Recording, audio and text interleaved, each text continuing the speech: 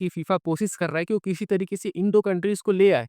क्यों? क्योंकि वो भी चाहता है कि भई ये जो फीफा वर्ल्ड कप है ना और भी ज़्यादा पॉपुलर बने और भी ज़्यादा रेवेन्यू जनरेट हो। जो फीफा के टीम्स का नंबर्स है ना, उसको अभी 32 से 48 किए, 48 से बढ़ा के 64 कर दिया जाए।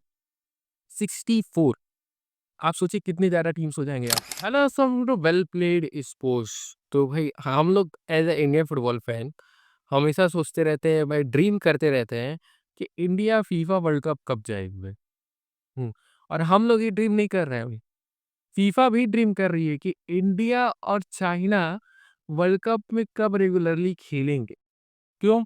क्योंकि अगर देखा गया तो वर्ल्ड कप बहुत सी जगह होता है, बहुत सी कंट्रीज़ में होता है, बहुत फैन फॉलोइंग है, बहुत सी कंट्रीज़ फॉलो करती है। कई जगह पे फुटबॉल देखा जाए तो फर्स्ट स्पोर्ट्स है आपका। लेकिन तब भी आप ना देखिएगा कि जो पूरा ग्लोब है, पूरा अर्थ है ना, उसका जो मैक्सिमम पॉपुलेशन है उसमें से कई लोग देखा जाए ना तो अभी भी फीफा वर्ल्ड कप को उस तरीके से फॉलो नहीं करते हैं। अगर इंडिया और चाइना को मिला दिया जाए ना तो 35 से 40% पॉपुलेशन देखा जाए तो इन 2 कंट्रीज़ में रहती है। इन 2 कंट्रीज़ में रहती हैं। लेकिन ये दोनों जो कंट्रीज़ है ना, फुटबॉल में उतनी ज़्यादा कुछ कर नहीं पाई हैं, ना ही कभी फीफा वर्ल्ड कप खेल पाई हैं। इसीलिए भाई यहाँ पे मुझे लगता है ना कि फीफा कोशिश कर रहा है कि वो किसी तरीके से इन 2 कंट्रीज़ को ले आए। क्यों? क्योंकि वो भी चाहता है कि भई ये जो फीफा वर्ल्ड कप है ना और भी ज़्यादा पॉपुलर बने और भी ज़्यादा रेवेन्यू जनरेट हो और वो तभी होगा जब इंडिया और चाइना में फीफा वर्ल्ड कप के फैन्स के नंबर्स बढ़ेंगे।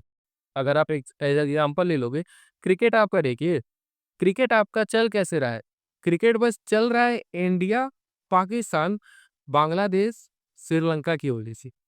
इंग्लैंड में फर्स्ट स्पोर्ट क्रिकेट नहीं है। वहाँ पे क्रिकेट को बहुत कम लोग फ़ॉलो करते हैं, फुटबॉल को ज़्यादा लोग फ़ॉलो करते हैं। इसी तरीके से ऑस्ट्रेलिया में फुटबॉल को बहुत लोग फ़ॉलो करते हैं, कुछ हद तक क्रिकेट के बराबर ही है वहाँ पे। वो चल रहा है सिर्फ़ और सिर्फ़ इंडिया की पॉपुलेशन की वजह से।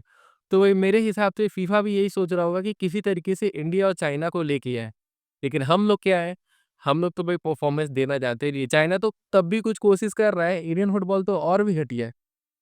और भी घटिया एआईएफएफ हम लोग का तो भाई और भी घटिया है भाई, क्या कहा इन्होंने। लेकिन फीफा तो भाई कोशिश करेगा ही। और इसी कोशिश में देखा जाए ना तो फीफा के जो काउंसिल हो रही थी, उसमें प्रपोज़ल रखा गया है। उसमें ये प्रपोज़ल रखा गया है ना कि हम लोग जो फीफा के टीम्स का नंबर्स है ना, उसको अभी 32 से 48 किए, 48 से बढ़ा के 64 कर दिया जाए। 64 आप सोचिए कितनी ज़्यादा टीम्स हो जाएँगे आपके, कितनी ज़्यादा हो जाएँगी। अगर देखा जाए तो लास्ट टाइम जो फीफा हुआ था 32 हुआ था, अब 48 हुआ है और 48 में देखा जाए ना तो आपका एशिया का स्लॉट है 8.5 है। 8 आपके डायरेक्ट आपका देखा जाए तो क्वालीफाई करते हैं और जो एक टीम होती है, वो आपका क्वालीफायर्स खेल के क्वालीफाई करती है। मतलब टोटल 9 टीम मैक्सिमम कर सकती है क्वालीफाई। तब हम लोग का थोड़ा-सा चांस बढ़ा था, लेकिन हम लोग की परफॉर्मेंस उसी टाइम सबसे ज़्यादा खराब हो गई। हुँ। लेकिन अगर 64 किया जाएगा ना, तब अगर आप जोड़ लीजिए तो मिनिमम कम से कम तो 4 स्लॉट बढ़ेंगे ही। तो लगभग साढ़े 12 हो जाएगा, 12.5 हो जाएगा आपका। तो 12 डायरेक्ट जाएँगे और 1 आपका क्वालीफायर्स खेल के जाएगा। तो लगभग 13 टीम्स जा सकती है आपकी देखा जाए तो फीफा वर्ल्ड कप में एशिया से। अगर 64 टीम हुआ तो। ये प्रपोज़ल लिखा है तो 5 मार्च को रखा गया है और भाई कोई अननोन मेंबर रखा है, उसी का मेंबर रखा है और वहाँ पे वही बोला गया है कि हम लोग इसको एनालाइज़ करेंगे। क्या हम लोग इतना बड़ा टूर्नामेंट अच्छे से करा सकते हैं कि नहीं? क्या उतना प्रिपरेशन हो सकता है कि नहीं? तो वो सब चीज़ एनालाइज़ होगा, उसके बाद से डिसाइड होगा कि ये करना है कि नहीं? इतना बड़ा टूर्नामेंट करना है कि नहीं? वो तो अभी बात ही बात है, लेकिन 2030 में ये करवाने की माँग रखी गई है। तो आप खुद सोचिए भाई, अगर आप एशिया में हो, 13 स्लॉट मिल रहे हैं, आपको कहाँ आना? 12 पोज़ीशन पे आना है और ऐसा नहीं है कि इंडिया कभी 12 पोज़ीशन पे नहीं रही है एशिया में। अगर देखा जाए तो 1996 में इंडिया आपकी 94 रैंक पे थी पूरे फीफा रैंकिंग में। उसके अलावा देखा जाए तो एएफसी ज़ोन में वो शायद 12 या 13 पोज़ीशन पे थी। उसके बाद से स्टीफन के एरा में आपके 2017 में जब हम लोग का रैंकिंग शायद 96 हो गया था फीफा रैंक में, तब हम लोग का एएफसी ज़ोन में रैंकिंग था 12 मतलब हम लोग 12th रैंक तक गए थे और अगर उस टाइम अगर 64 टीम्स होती ना, तो हम लोग वर्ल्ड कप में हो सकते थे। बट उस टाइम नहीं था, इस टाइम है। इस टाइम देखा जाए तो भाई हम लोग बहुत घटिया खेल रहे हैं। ये कोई कोई भी सब कोई जानता है भाई, मैं इस पे कुछ कहना नहीं चाहता हूँ। बहुत घटिया खेल रहे हैं, हम लोग को कोई होप नहीं बची है।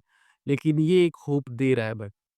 अगर हम लोग देखा जाए तो अभी इंडिया कहाँ है? एएफसी ज़ोन में देखा जाए तो हम लोग 22 पोज़ीशन पे 22 और हम लोग से ऊपर कौन-सी टीम है?